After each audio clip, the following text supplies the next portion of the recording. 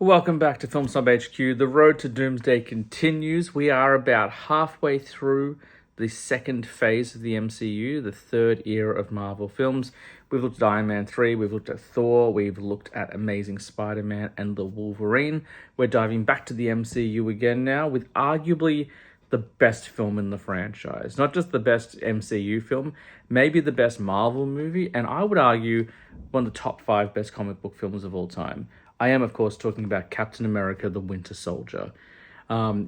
This flick, I don't think any of us were prepared for this movie when it came out. We all thought it looked good.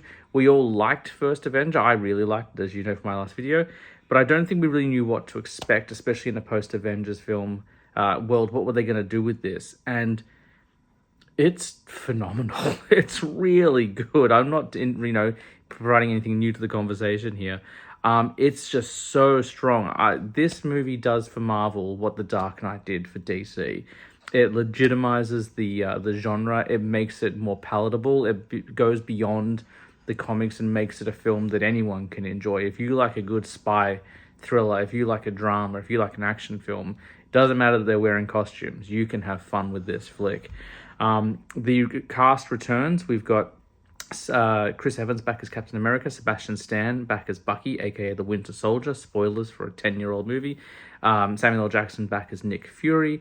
We've got Scarlett Johansson back as Black Widow. And I'll say this is, thus far, in my rewatch, my favorite performance of Scarlett Johansson so far. It feels like that the Russo brothers gave her something to do. And that's in no short thanks to, of course, Marcus and McFeely as well, who wrote the scripts. They wrote all the Captain America films and Infinity War and Endgame, and one of them wrote Doomsday. But this is by far the most interesting and entertaining the Black Widow has been. She actually feels like she has something important to contribute, especially standing alongside a super soldier. New characters, we have Anthony Mackie as the Falcon. We've got Batroc the Leaper. We've got the late, great Robert Redford as Alexander Pierce, and it is just a banger from start to finish. It is fast-paced, it's full of action.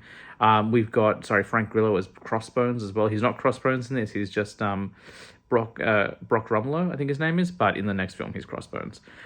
There is so much going on in this film.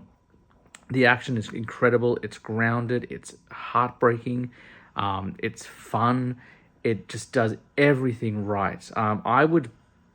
It definitely stands shoulder to shoulder with X2, First Class, and Spider-Man 2 for me.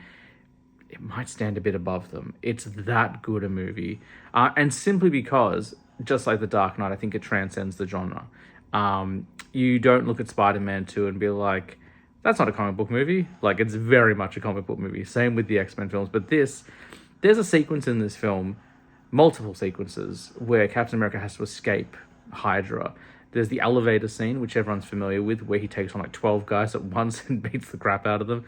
But then as he's escaping, he jumps out a window onto a motorcycle. He gets confronted by a jet, at which point he throws his shield into one of the spinning propellers, jumps onto the plane, pulls his shield out, throws it against a bunch of engines, and then lands on his feet and runs off.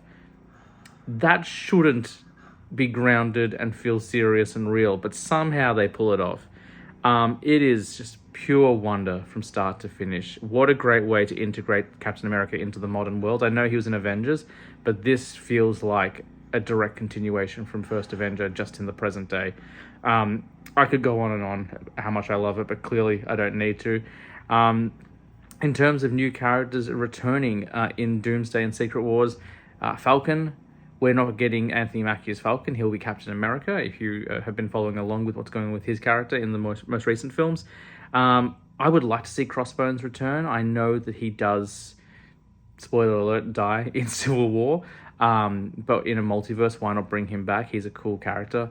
And there's so much more you could do with him. Arnim Zola, I would like back. Arnim Zola has a brief moment in this film where he's a computer, just like in the comics. In the comics, he's a robot, basically. I would like him to come back, even more comic book accurate if they can allow it. I think that's all the new characters. I talked about everyone else.